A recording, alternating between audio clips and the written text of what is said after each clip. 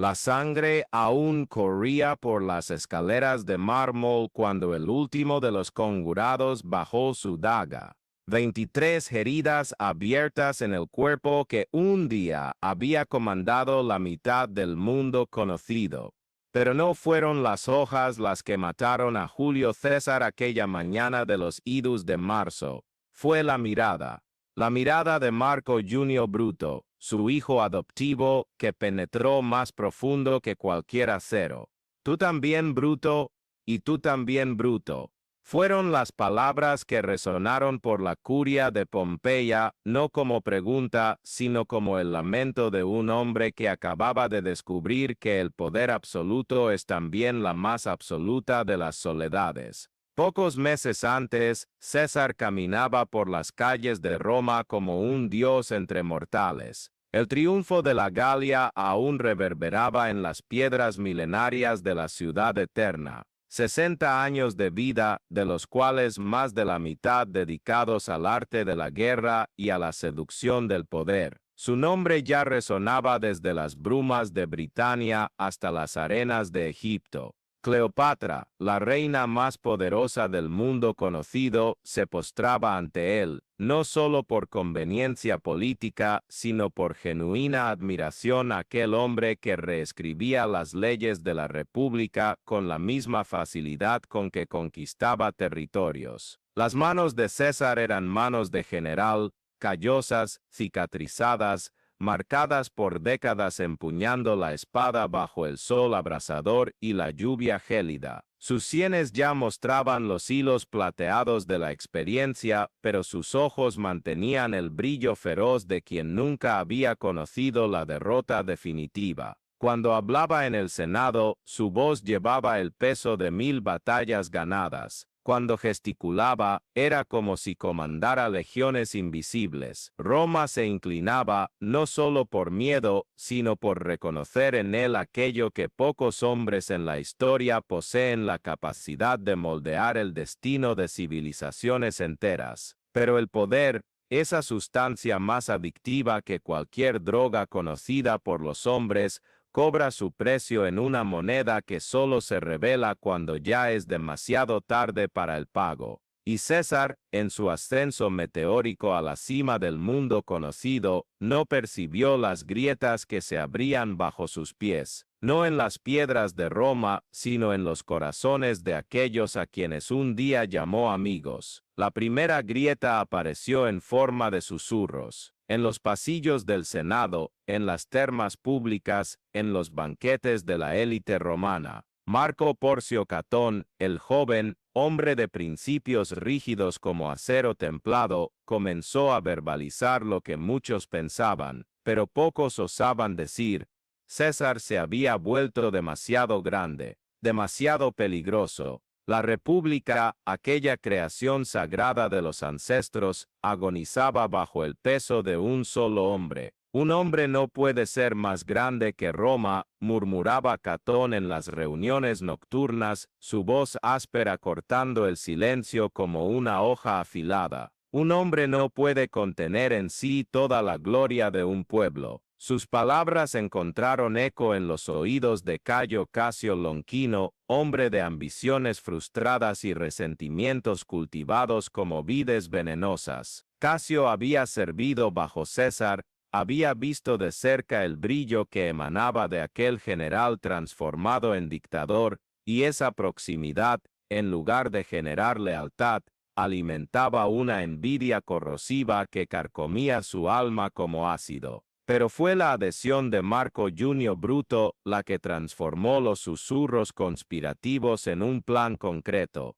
Bruto, descendiente del hombre que había expulsado a los reyes de Roma y fundado la República. Bruto, a quien César trataba como hijo, protegía como heredero, amaba como continuación de sí mismo. Cuando Bruto se unió a los conjurados, no fue solo un hombre el que se alió contra César, fue el símbolo vivo de la República el que se alzó contra la monarquía disfrazada. Las reuniones tenían lugar en casas discretas, lejos de los oídos curiosos y de las paredes que susurraban secretos al emperador. Casio hablaba con pasión sobre los peligros de la tiranía, citando a Cicerón y a los grandes oradores que definieron los valores republicanos. Bruto permanecía en silencio la mayoría de las veces, el peso de la decisión excavando surcos profundos en su joven rostro. Sabía que conspirar contra César era como conspirar contra un dios, pero también sabía que permitir que un hombre se volviera más grande que las instituciones de Roma era asistir al funeral de la libertad.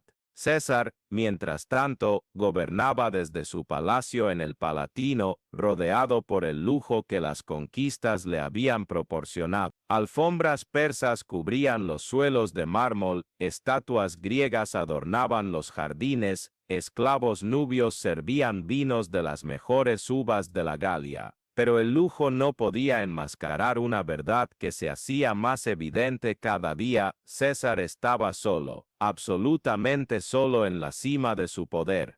Calpurnia, su esposa, intentaba penetrar en la armadura emocional que él había construido a lo largo de décadas de mando militar. Sus noches estaban pobladas por pesadillas que él se negaba a compartir, sudores fríos que lo hacían despertar jadeante, mirando fijamente al techo como si esperara que los dioses enviaran señales a través de las piedras. Cayo, susurraba ella, hay algo malo en el aire. Puedo sentirlo. Pero César, acostumbrado a confiar solo en sí mismo, descartaba los temores femeninos como superstición de mente ociosa. Los presagios, sin embargo, se multiplicaban como cuervos antes de la tormenta. Arúspices, sacerdotes especializados en interpretar las entrañas de animales sacrificados, relataban señales funestas. Sacrificaban toro tras toro, y siempre las vísceras revelaban el mismo vaticinio: muerte cercana, traición inminente, sangre derramada en los lugares sagrados. Espurina, el adivino más respetado de Roma, se acercó a César una mañana de febrero y dijo con voz temblorosa: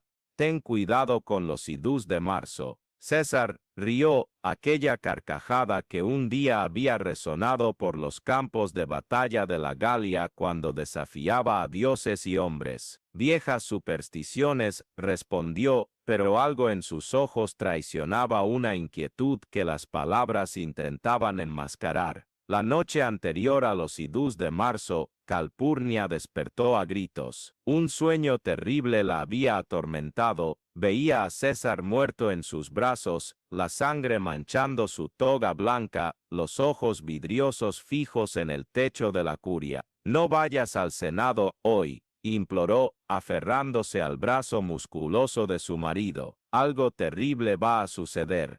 César vaciló. Por un breve instante, el hombre que había conquistado la Galia y desafiado a Pompeyo consideró quedarse en casa a causa de las pesadillas de su mujer. Pero el orgullo, ese demonio que habita el corazón de todos los grandes hombres, habló más fuerte. ¿Qué dirán si César falta al Senado por los sueños de una mujer? La mañana de los idús de marzo amaneció con un cielo plomizo, nubes cargadas que parecían contener todo el peso del destino. César vistió su toga más suntuosa, aquella bordada con hilos de oro que había usado en su triunfo en la Galia. Cruel ironía, se adornó como un cordero para el sacrificio sin saber que sellaba su propia inmolación. Al salir de casa, encontró a Espurina esperándolo en el umbral. «Los idús han llegado», dijo César con una sonrisa irónica. «Han llegado, pero aún no han pasado», respondió el adivino, y sus palabras flotaron en el aire como el vapor del aliento en una mañana fría. La procesión rumbo al Senado fue silenciosa, una litera cargada por esclavos nubios, lictores abriendo camino con sus fastes, ciudadanos apartándose respetuosamente. Pero había algo diferente en el aire. Los saludos sonaban forzados, las miradas evitaban el contacto directo, las conversaciones cesaban cuando él se acercaba. Roma entera parecía saber algo que solo César ignoraba. La curia de Pompeya se erguía majestuosa contra el cielo gris, construcción imponente donde se tomaban las decisiones que moldeaban el mundo civilizado. César descendió de la litera y caminó por los escalones de mármol, cada paso resonando como el golpe de un tambor fúnebre. Los senadores ya estaban reunidos, las togas blancas formando un semicírculo solemne. Pero había tensión en aquel blanco inmaculado, tensión que vibraba como la cuerda de una lira estirada más allá del límite. Décimo Junio Bruto, pariente lejano de su querido Bruto, se acercó con un pergamino en las manos. César, hay una petición urgente que requiere su atención, dijo, extendiendo el documento. Era la señal combinada. César se inclinó para leer, y fue en ese momento de vulnerabilidad que Casca asestó el primer golpe. La daga penetró su espalda, cortando músculos y alcanzando una costilla. César gritó, no de dolor físico, sino de sorpresa, sorpresa absoluta al descubrir que hombres que juraron fidelidad podían empuñar el hierro contra él. Lo que siguió no fue una ejecución, fue una carnicería. 23 hombres, 23 dagas, 23 heridas abiertas en el cuerpo que había conquistado medio mundo. César intentó defenderse inicialmente, sus reflejos de gladiador aún funcionando incluso ante la imposible traición. Empujó a un conspirador, intentó arrancar una hoja de otro, su voz resonando por la curia. ¿Qué hacéis? ¿Qué locura es esta? Pero eran muchos, y la sorpresa había sido total. Casca abrió la segunda herida en su cuello, Casio clavó su daga en su abdomen, Cimber perforó el brazo que intentaba proteger el rostro. Uno tras otro, hombres que habían comido en su mesa, bebido de su vino, recibido sus honores, enterraban el hierro en su carne. El suelo de mármol, pulido hasta brillar como un espejo, comenzó a teñirse de rojo, rojo que se extendía en charcos cada vez mayores, como si la propia Roma sangrara a través de su hijo más ilustre. César se tambaleó, su toga blanca transformada en un sudario ensangrentado. El dolor físico era insoportable, las hojas habían perforado su pulmón, abierto venas, cortado músculos, pero el dolor emocional era infinitamente peor. Miraba los rostros a su alrededor, y veía hombres que conocía desde su juventud, compañeros de guerra, protegidos políticos, transformados en furias asesinas. ¿Por qué? Consiguió murmurar entre bocanadas de sangre que teñían sus labios. ¿Por qué? La respuesta llegó en forma de más puñaladas. Décimo Bruto, su yerno, Trebonio, que había servido bajo su mando en la Galia. Publio Servilio Casca, a quien había concedido honores tras una difícil victoria. Cada hoja que penetraba su carne llevaba consigo años de fingimiento, de sonrisas falsas, de lealtad fabricada. César estaba descubriendo, de la manera más cruel posible, que el poder aísla completamente a un hombre, que en la cima de la pirámide social no hay amigos, solo interesados esperando el momento justo para enterrar sus ambiciones frustradas en el corazón de quien osó volar más alto que ellos. Continúen acompañando este canal para descubrir más relatos que revelan los momentos más sombríos y definitorios de la historia humana, donde el poder, la traición y el destino se entrelazan de maneras que aún resuenan en nuestros días. Pero fue cuando César vio a Marco Junio Bruto acercarse con una daga en la mano que algo murió dentro de él antes incluso de que la hoja tocara su piel. Bruto, el joven que había criado como un hijo después de la muerte prematura de Julia. Bruto, cuyos estudios en Atenas él había financiado. Bruto, a quien había regalado tierras en la Galia y una posición en el Senado. Bruto, que llevaba el nombre del fundador de la República y ahora empuñaba el hierro contra quien más lo había amado. Tú también, Bruto. Las palabras salieron como un suspiro, como el último aliento de un hombre que acababa de comprender la extensión completa de su soledad. No era una pregunta, era un lamento, lamentación de un padre que ve al hijo empuñar la hoja del parricidio, lamentación de un mentor que descubre haber creado su propia destrucción, lamentación de un hombre que finalmente entiende que conquistar el mundo entero no vale nada si pierdes tu humanidad en el proceso. Bruto vaciló por un instante eterno, la daga suspendida en el aire, los ojos del joven encontraron los de César,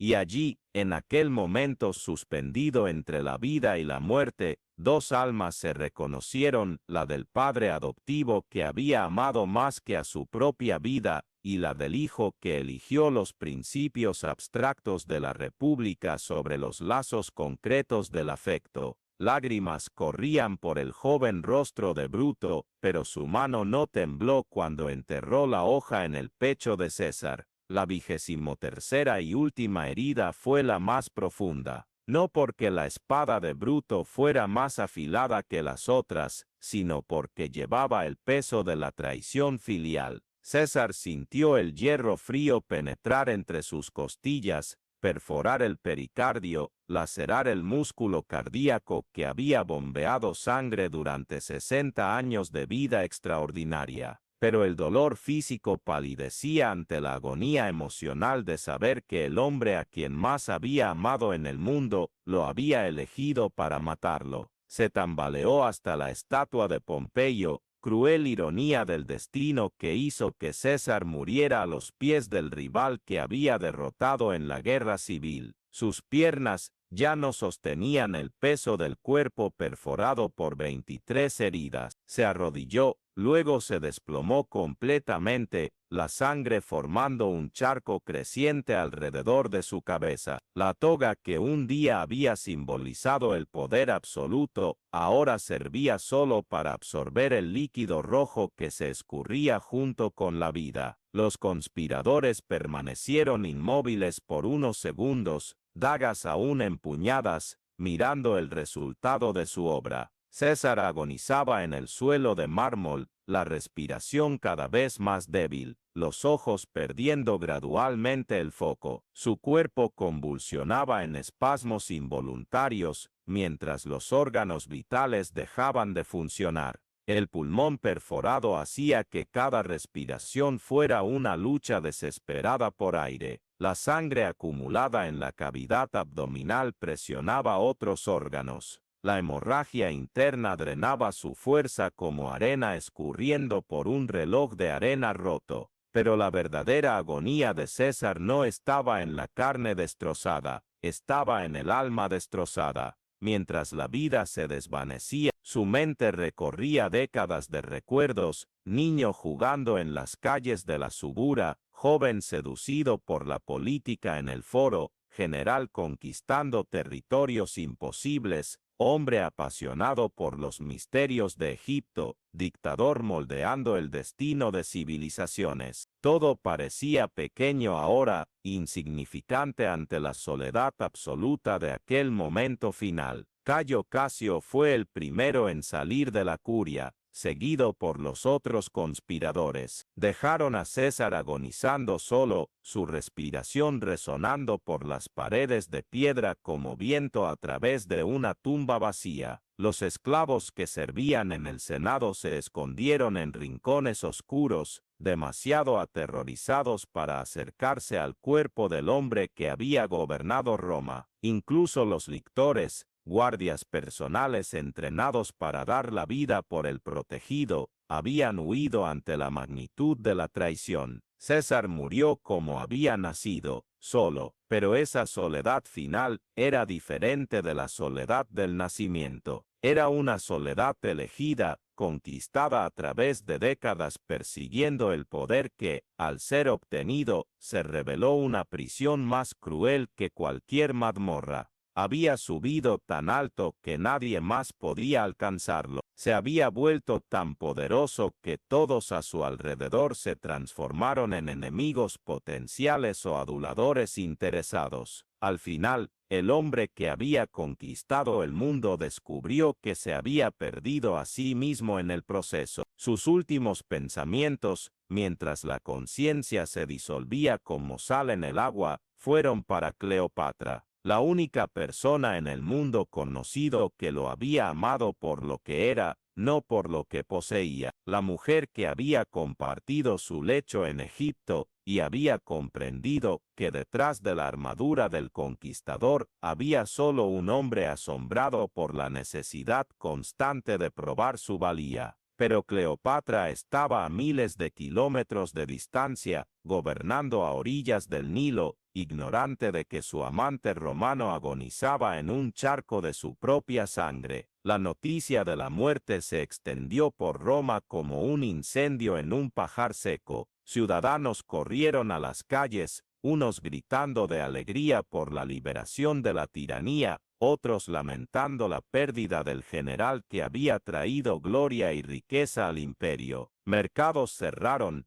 templos se llenaron de ofrendas contradictorias, algunos agradeciendo a los dioses por la muerte del tirano, otros implorando perdón por el asesinato del héroe. Marco Antonio, brazo derecho de César, estaba en casa cuando un esclavo jadeante trajo la noticia imposible. César muerto, imposible. César no muere, pero cuando llegó a la curia y vio el cuerpo destrozado del hombre al que había servido fielmente por décadas, Antonio se desmoronó en un llanto convulsivo. No lloraba solo por la pérdida del comandante, lloraba por la muerte de una era, por el fin de un mundo donde los hombres podían moldear el destino a través de la voluntad y la espada. Octavio, sobrino nieto de César y su heredero designado, recibió la noticia en Apolonia, donde estudiaba retórica y estrategia militar. Joven de apenas 18 años, aún no comprendía completamente las implicaciones políticas del asesinato, pero algo en su interior,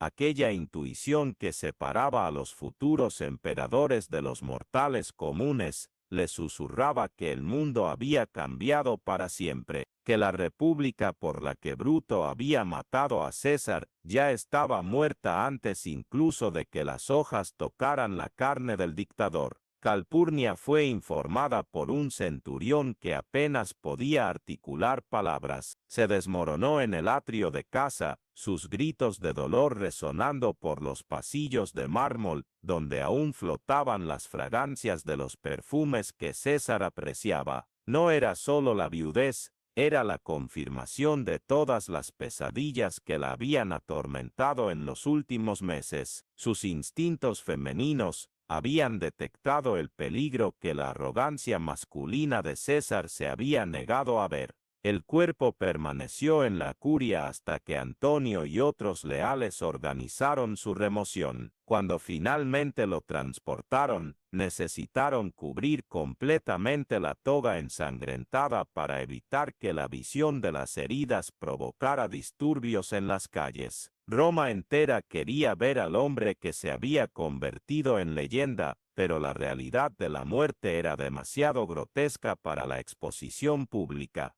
El funeral se transformó en un evento que selló el destino de la República. Antonio pronunció una oración fúnebre que inflamó a la población contra los conspiradores. Mostró la toga perforada por las 23 puñaladas, cada agujero contando la historia de la traición y la ingratitud. Vean cómo recompensaron a aquel que les dio gloria, riqueza y territorios. Bramó, su voz llevando toda la rabia acumulada desde el momento en que encontró el cuerpo de su amigo. La multitud enfurecida salió a las calles buscando a los asesinos. Cayo Casio ya había huido al oriente, Bruto se escondía en una propiedad rural fuera de Roma. Los otros conspiradores se dispersaron por los 4 rincones del imperio, descubriendo que matar a un tirano es más fácil que lidiar con las consecuencias del tiranicidio. Habían liberado a Roma de César, pero no lograron liberar a Roma de la necesidad de César, porque la verdad más amarga, aquella que los republicanos idealistas se negaban a aceptar, era que Roma había crecido más allá de la capacidad de sus antiguas instituciones para gobernarla. El imperio que se extendía de Escocia a Sudán, del Atlántico al Éufrates, ya no podía ser administrado por senadores que discutían eternamente mientras las provincias se rebelaban y los enemigos se organizaban en las fronteras. César no fue la causa de la muerte de la República, fue una consecuencia inevitable de un crecimiento que hizo imposible el gobierno republicano. La guerra civil que siguió al asesinato fue más sangrienta que todas las campañas de César juntas. Marco Antonio y Octavio persiguieron a los conspiradores por el Mediterráneo, y la famosa batalla de Filipos selló el destino de los últimos republicanos. Bruto, el hijo adoptivo que había empuñado la espada contra el padre, murió por su propia espada al darse cuenta de que había destruido exactamente lo que había intentado salvar. Casio, el ideólogo de la conspiración, también se suicidó al comprender que había cambiado la dictadura de un hombre capaz por la anarquía de hombres incompetentes. La república nunca se recuperó. Octavio, renombrado Augusto, se convirtió en el primer emperador oficial de Roma, inaugurando un sistema político que duraría más de 500 años en Occidente y 1500 en Oriente. César murió creyendo haber destruido la república, pero en realidad había creado algo nuevo, una forma de gobierno que combinaba la eficiencia autocrática con la legitimidad popular. Sus asesinos, al intentar restaurar un pasado muerto, acabaron acelerando el nacimiento de un futuro inevitable. El cuerpo de César fue cremado en el foro, sus cenizas depositadas en un mausoleo construido por Augusto. Pero su verdadero legado no estaba en sus restos mortales, estaba en la transformación irreversible que impuso al mundo conocido. Él había demostrado que un hombre extraordinario podía trascender las limitaciones de las instituciones ordinarias. Había probado que el liderazgo personal, cuando se alía con una visión clara y una determinación inquebrantable, podía moldear el destino de civilizaciones enteras. Siglos después, los emperadores de Roma aún usarían su nombre como título: César, Kaiser, zar. Conquistadores de épocas posteriores estudiarían sus tácticas militares, políticos analizarían sus estrategias de poder, filósofos debatirían las implicaciones morales de su ascenso y caída. Pero quizás el aspecto más trágico de toda su historia sea que César, el hombre, permaneció eternamente incomprendido. Sus enemigos veían solo un tirano sediento de poder.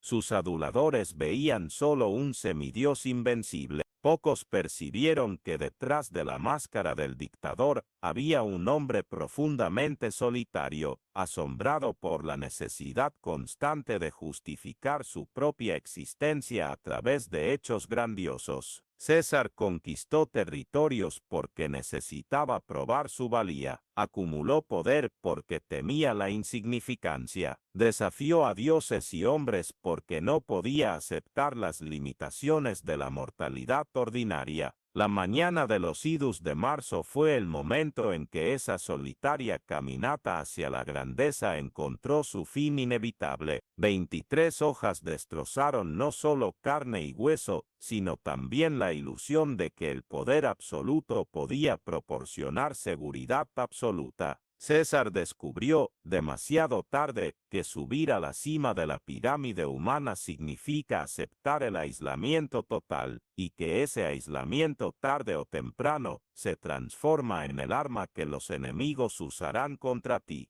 La muerte de César no fue solo el fin de una vida extraordinaria, fue una revelación sobre la naturaleza corrosiva del poder desmedido. Demostró que un hombre puede conquistar el mundo entero y aún así morir absolutamente solo. Probó que la grandeza histórica no protege contra la fragilidad humana. Enseñó que la traición más dolorosa siempre viene de aquellos en quienes más confiamos. Pero quizás la lección más profunda sea que César, incluso destrozado por 23 puñaladas, incluso muriendo en soledad absoluta, incluso traicionado por aquellos a quienes amaba, aún logró trascender su propia mortalidad. Su nombre resonó a través de los siglos no porque fue un dictador perfecto, sino porque fue un hombre imperfecto que osó soñar con la perfección. Murió descubriendo que los sueños grandiosos siempre cobran precios crueles,